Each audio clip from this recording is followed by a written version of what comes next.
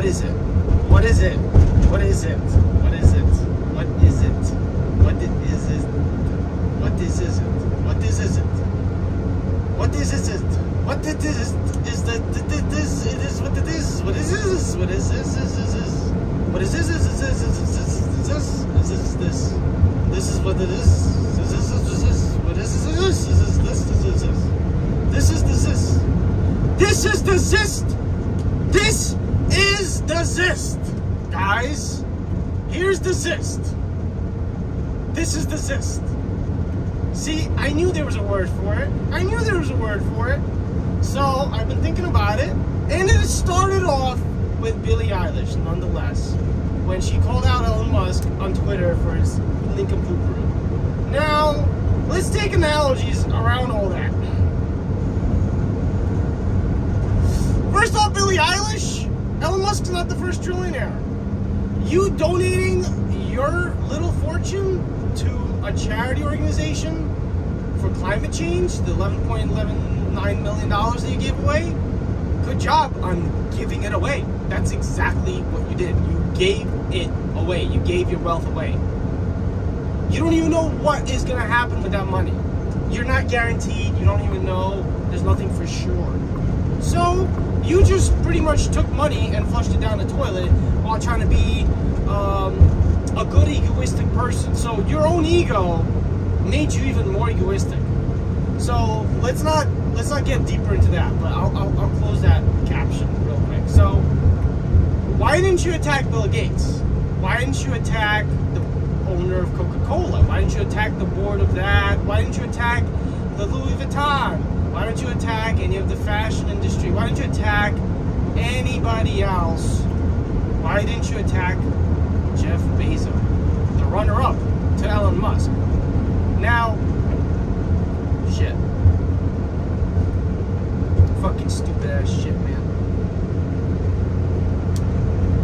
I think I just... So...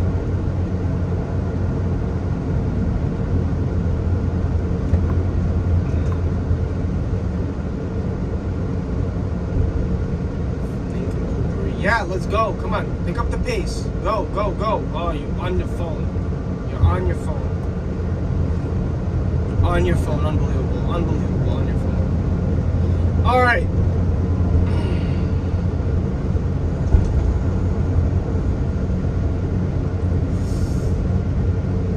Gotta pay attention to the speed limit. I almost got myself a ticket.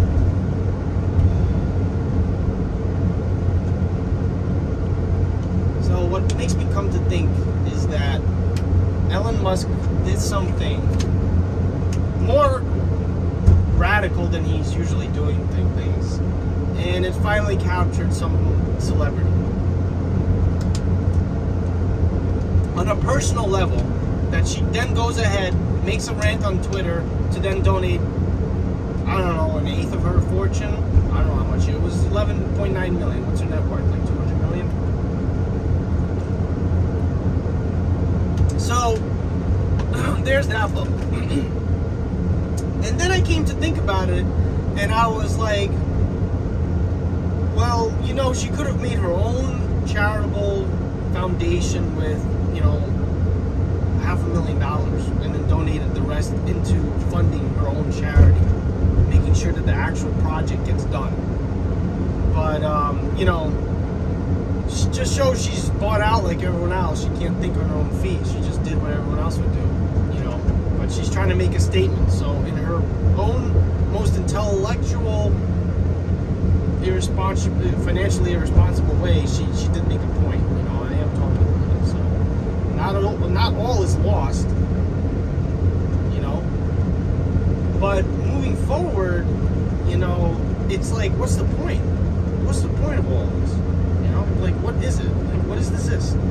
What is this? And I'm trying to get to that because I don't even know how to say it. Like, I understand it. I gotta do it now. I don't know how to describe this to you guys. You gotta, like, learn it. It's like you can't teach it to somebody, you know? Like, you just have to have it. That's all it is. Success is just having the ability to see what you need to do. That's what success is. if you don't have a drive for that vision, you just may not be like a visionary. You may not be a problem solver, that's all. You may be very good at other things, but that's when you have other people help you. Like, if you are a pizza maker, okay? I'm not gonna be thinking you know how to invest stocks. So even if you own your own business as a pizza maker, you're probably gonna go further into making more pizzas. Probably open up a second pizzeria or a third. And this is why you have people with like 28 gas stations. They're rich as hell, but they're stuck on one thing. They don't know how to expand. They're not visionaries. They're not capable of seeing past what they already know. So they're right there, but they're not. They're lost. They're lost in their own little world. So you have to overcome that either through practice, practical education,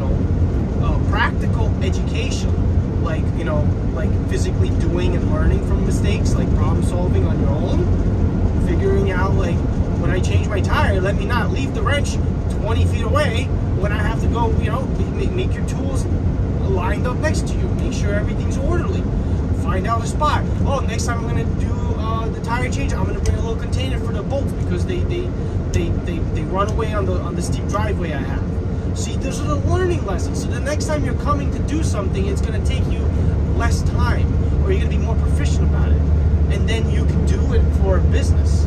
I'm not saying you're going to be changing people's tires, but hey, listen, maybe you could, if that's what you really like. There's a AAA company. So if AAA formed AAA, you can form your own Triple B. You know what I mean? So the competition is in the corporations right now. And there was a whole epitome about this conversation about online, how, oh, they're sucking us into a void and all this and that. And it's like, yeah, it is a void, but we're funding it ourselves. We're literally giving them the money to desensitize us, to microwave us, because we're buying the things that are harmful for us. No one's forcing. This is the thing. This is the beautiful part about free will. No one's forcing you to become diabetic. No one's forcing you to have high cholesterol. It's not your choice by willingness. It's not like you wake up and be like, I'm going to have high cholesterol in my 30s. So you're going to start eating fatty foods. So it just happens because of what's around you. You go into the vicinity of where you shop, you're surrounded by crap. And if you're not aware about what's bad for you and what's good for you, you're going to end up buying those things. Okay, we have a percent of people who are ignorant to all of this. We do. So let's take the trolls, whether they are real or not, let's just fabricate a genuine interaction, okay? Let's say someone's talking about a conspiracy theory, and all of a sudden someone says something, and then the other person's like, yo, chill, bro, you know, it's not that deep, or something like that. You know what I mean? Like, well, okay. They're belittling you in what way? I don't know. So it's just a little confusing. It's really confusing. So you have to understand that when you're going forward with these conversations, there might be just wasting your own energy for no reason at all, because there's nothing better to do for them. So that's their whole life has been come to that precipice of that comment on that internet post. So their whole evolution of life was that moment berating you on the Instagram comment, because that's nothing else their life equates to. So you have to understand, you're fighting with people that are like that. A big ass couch potato, 400 pounds, in their bed. I don't know how they're sustaining a lifestyle. You know, where's the income coming from? But you know, enough about that. Going back to the branding and everything. We're buying the things that are not contributing. You know, like Billie Eilish berated Elon Musk. Okay, fine, whatever. He's a disappointment, right? He was all good and then now he's all bad, or whatever the fucking thing is. Why didn't she berate Jeff Bezos? Like, he's amassed a fortune of selling us products literally in cardboard, right? And he didn't even plant a single tree. Yeah. So I'm still confused about that notion. Like, you know what I mean, guys? So we're really lost because we're not realizing like we're creating the reality that they want for us through our own actions. And that's their game because they're not able to do it themselves. They're not creators. They can't. These entities, these people who have amassed fortunes, they're not even human beings, I don't think. You can't call a human being that can kill a human being. That's an animal. That's literally a human being stuck in the animalistic form, you know, that knows how to talk on the phone, push some buttons on the computer, drive a car, and pull a trigger. So you're calling that a human being. I think a human being is a person that is enlightened enough to understand their own consciousness and that they are responsible for the planet Earth as a species because no one else knows any better and no one else is actually doing any damage. We don't have fucking monkeys causing climate change or not climate change with carbon dioxide, you know, spikes. You know, they're not really polluting the environment. They're not burning coal like Chinamen. So where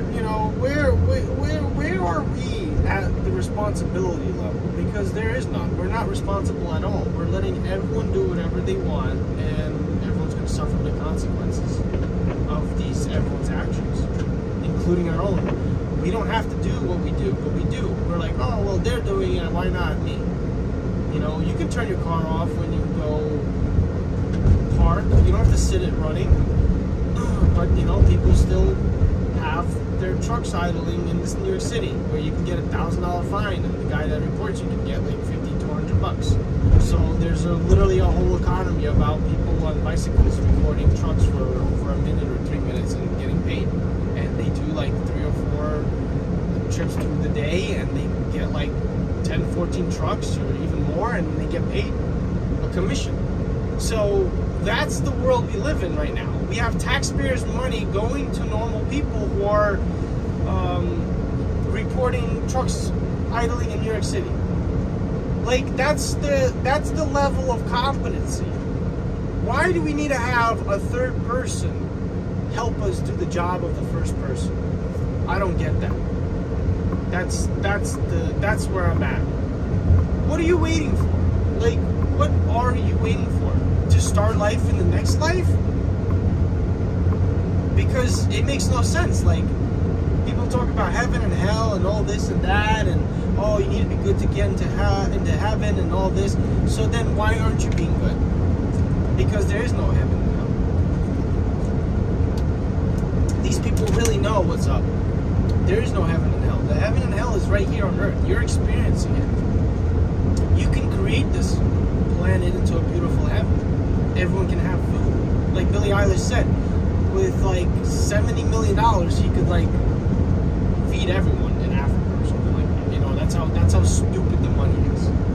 Or $70 billion, whatever it is. It was a petty amount to the fortune of a trillion. That's what the point is. And yes, I understand that his assets and his money is actually in like mostly stock dividends, and not stock dividends. It's literally in stock. His fortune is literally the stock of Tesla. So it's not like he has that cash sitting in his freaking bankroll where he's like, all right, $80 billion to re-infrastructure Africa. You know, I bet he would do it. You know, he's from there, but there's a big game out there, and we don't know what it is, so we can't say anything. Maybe he did get possessed by the demons, or whatever. Maybe he is the demon himself. Maybe he's the Antichrist, like everyone says. So, that's what I'm trying to say. No one's really understanding that. We have 2 popos over here, and this guy's speeding up. Like, are you fucking stupid? Yep. Stupid. Fucking everyone's trying to fucking speed over here.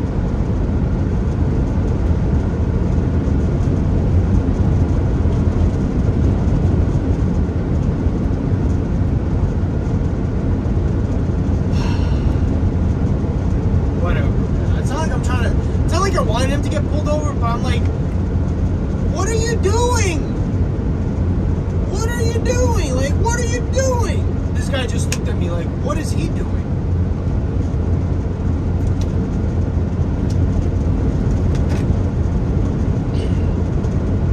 So, we're perpetuating the negative reality because we're too lazy to actually do the right thing on our own little levels. So, when we start acting more human being in general, start learning how to overcome the emotional reactive phase of our lives, and where we can start, you know, truly manifesting our reality with our thoughts, because our actions are so aligned that we start living in a simulation that is generated instantaneously through our thoughts. So you're living in real-time manifestation. That's what they don't want you to have. Like, I've had moments where I've needed something and things have come to the point where they created that necessity was met, where it created that need was met, where it created that abundance, where it created that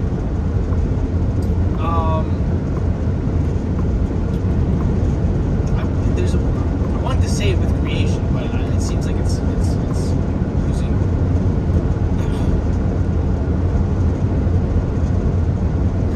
What I was trying to say is it created a fabrication that met the need that I was experiencing. There we go. So I've seen and I felt it and I've experienced life create I forgot what I said, where it created the fabrication to my need, which was met. I don't know, I screwed up. I said it the first time. So I'm trying to get further there, but the point is, no one even believes that can happen.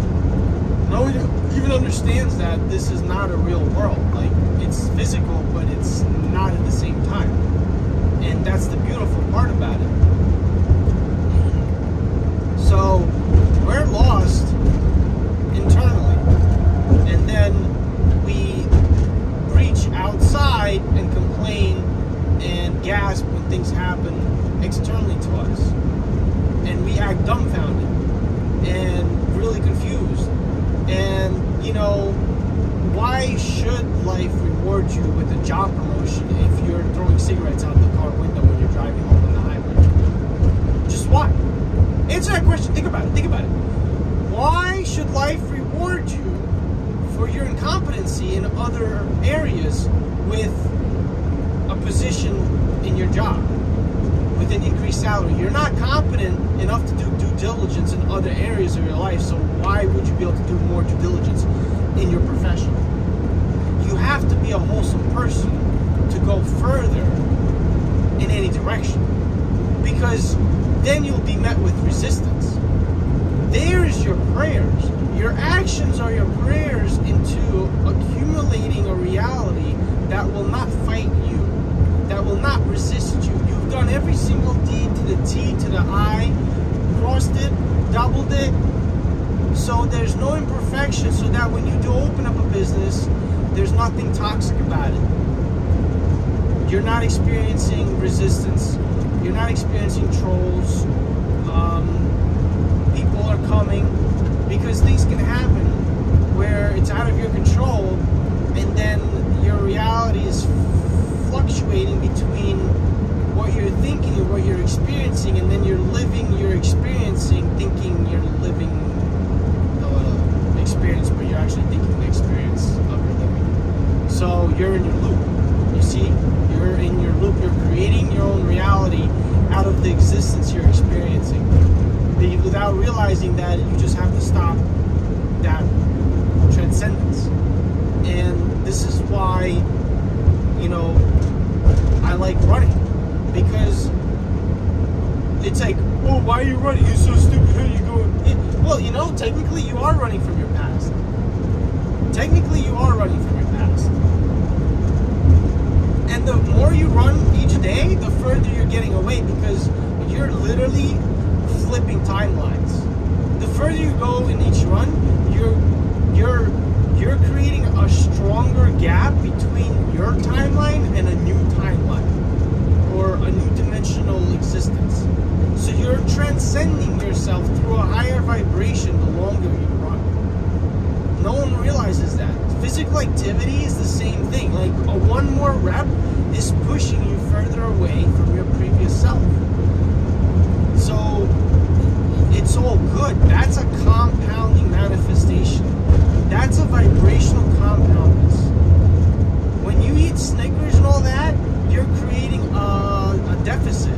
You're creating a deficit within your own body chemistry, where your body now has to take time away from manifesting life and reality into deciphering what's healthy in your gut and what's poisonous, and let me get rid of this poisonous, your liver's overworking double time and all this crap, and you're not really going anywhere, and then you're confused why people are cutting you off in traffic, you're hitting every red light, because your body's weak. You've weakened your body, and it's not in tune with itself. So there you go. You know, gotta start eating healthier. Vitamin A, really good for you. Carrots, extremely healthy, not the bleach kind. Don't eat the baby carrots. So there's so much information out there, so much learning and to do, and yet no one wants to physically do anything physically about it.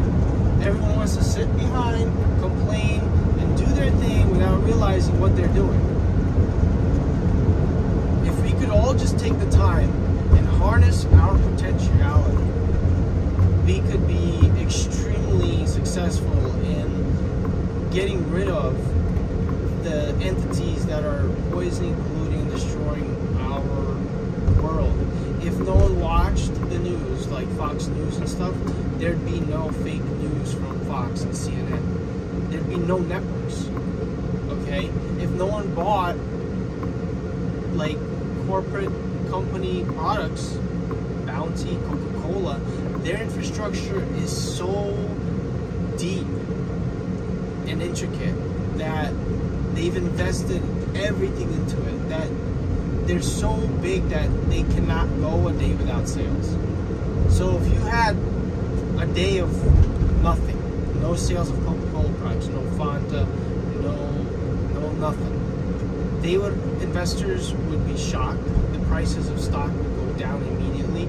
The board would have to figure out if they are going to even keep the factory open for tomorrow, because they have to pay all their workers. How many factories do they have? Think about the whole world, how many factories they have in every country. Then the drivers that they have, the logistics network, the payroll, the accountings. All these people are getting paid working every day. Hundreds of thousands of those workers. So now all of a sudden no one's buying your product. Are they going to buy the product tomorrow? Maybe we should tell half the staff to not show up tomorrow. Maybe you don't even need to have production going. Maybe we'll just have the factories closed, but have the corporate company come in. So you see what I mean? But we're not ready for that, because we're still arguing with each other on Instagram posts. You know, we're not seeing that they've learned to divide us, even in the same plane. We're in the same plane. We're making the same amount of income as the next guy, and yet we're fighting with each other, because they don't want that anger to be put towards us of not buying their products. They don't want us to be angry at Coca-Cola for not solving the plastic problem in the ocean, that they could easily invest a few of their $100 million into clean up the ocean of plastics. Hey, listen, we're a global company, and we want to be a global help. Let's clean up the ocean of the plastics that's been polluted in there. Let's just do that. As a soda company, we're gonna go making all the drinks from added sugar, and not have our profits hurt children with their diabetes and slow their metabolism and create diabetes from fake sugar. So that's wholesomeness. What we have is a corporate company divided between shareholders who have no net interest in the sustainability of the company. And the funny part is, why would you not care about the sustainability of the planet as a company? Because if there's no planet, how are you going to sustain your Coca-Cola production? So, the whole point of the heaven and the earth, and the heaven and the hell is that the hell is going to be hell here. What do we not understand? So we got to start working and making it into a heaven. Otherwise, it's going to be a hell because it's moving towards the hell part. And if no one's seeing it, then, you know, by all means, just ignore it. There's nothing else going on over here.